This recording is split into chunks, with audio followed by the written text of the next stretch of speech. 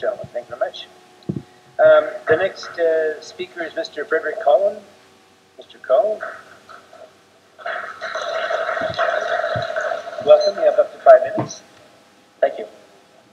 I'd like to thank you, Mayor John Rattan and fellow councillors, for listening to the community once again. We truly appreciate the venue for discussion and involvement in our city. So City Council staff had told the citizens that Colliery Dams and its lakes are dangerous and have no use to Nanaimo, calling for the removal of another one of its crown jewels, Colliery Lakes. Future development prospects have been suggested by staff as well. Nanaimo can grow without having redevelopment continually redefining our city. Downtown Nanaimo's boundary and ice rink were removed and flattened to make way for something more conducive to entice developers to our beautiful city. Similar fates have befallen Nanaimo's beautiful Opera House and its downtown post office during the last century. In the process of demolishing the boundary, the people of Nanaimo lost a piece of history from the architecture that helped define the industrial era, which is still available throughout the world, including many parts of Europe.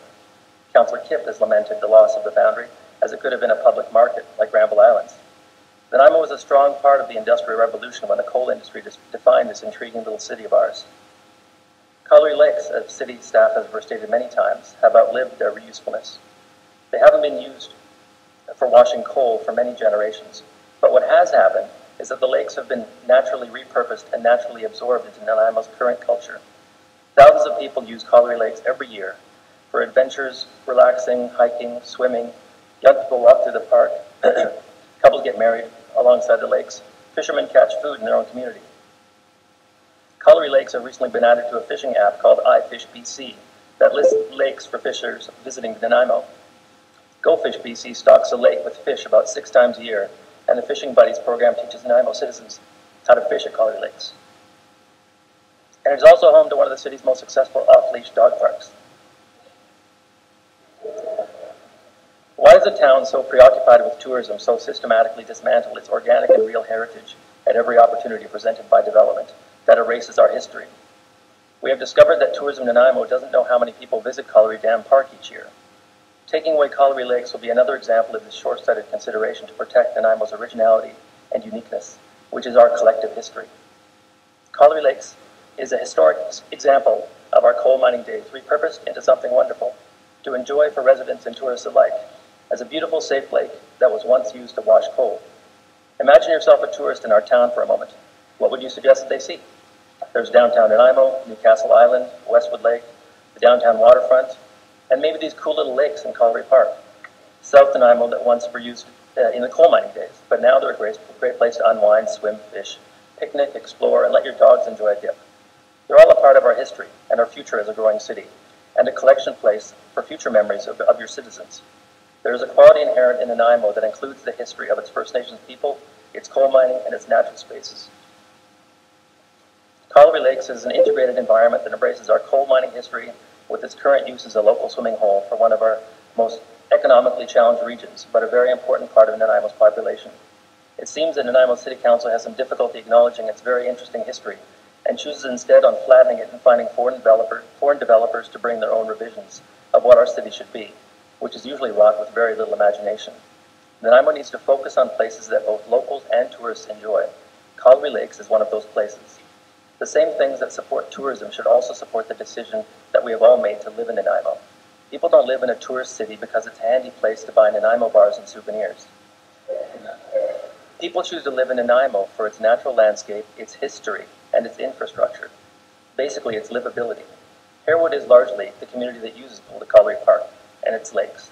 These are presumably the same citizens that Council also works for. It would seem that the clear opinion amongst those living in Harewood is that they'd very much like to continue to have access to the historic site that they've adopted and evolved over the past generations, and should remain and even improved and supported. The voices of your staff matter, and Council needs to appreciate that. The voices of the people living in Harewood should also matter to you. If this makes things more complex, generates other requirements to do things differently than what City staff has diligently planned, then it is Nanaimo City Council's responsibility to utilize civic resources to accommodate those wishes of its citizens and helping shape our future. Having experienced a similar incident to this one during the recent idea of privatizing Nanaimo's last public marina downtown, Your Worship Mayor John Rattan seemed supportive of the idea, though Council didn't really seem to understand what was happening initially. Council then needed to inform themselves and reminded concerned Nanaimo citizens that Nanaimo Port Authority's business was out of their jurisdiction. After many presentations, it became clear that the Port Authority's interests didn't match those of citizens living and working in Nanaimo. City Council, while having its hands tied, did end up hearing those Nanaimo citizens' concerns, and by that process gave voice to those issues from concerned citizens living in Nanaimo. In a similar fashion, Council now must tune into the interests of Nanaimo citizens who do not want to lose Colliery Dams or its lakes. Once again, we have an issue with an existing and well-used aspect of Nanaimo being placed into a usage debate. Again, if this makes the process more complicated, then City Council has a responsibility to utilize civic resources to accommodate the wishes of its citizens. Part of a successful city culture and to encourage part of a city. Just wind it up now. We're getting overtime. Sorry. Okay. We now know that we can replace the dams for less than the city of Nanaimo paid for its new City Hall annex and a small stretch of roadway on Bowen Road. Colliery Lakes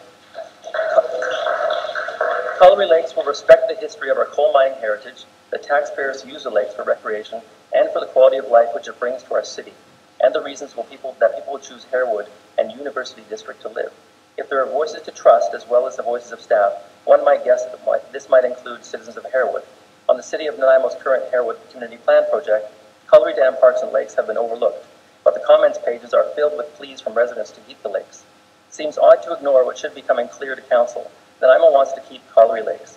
If there were voices to trust as well as the voice of city staff, one might guess the next important voice would be the citizens. Okay, sir. We got to wind it up now. Okay, I've just got two more little sentences.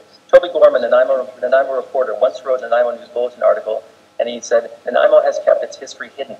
I hope that changes. For Nanaimo to forge ahead into the future, it's important we know where we came from, and it's heartening to see some of that history finally being brought to light throughout the community." Okay. Yep. I see no questions. Thank you very much. Thanks. Now, the next speaker, Mr. Charles Circle. Mr. Circle, welcome, sir. Hello, my name's Charles.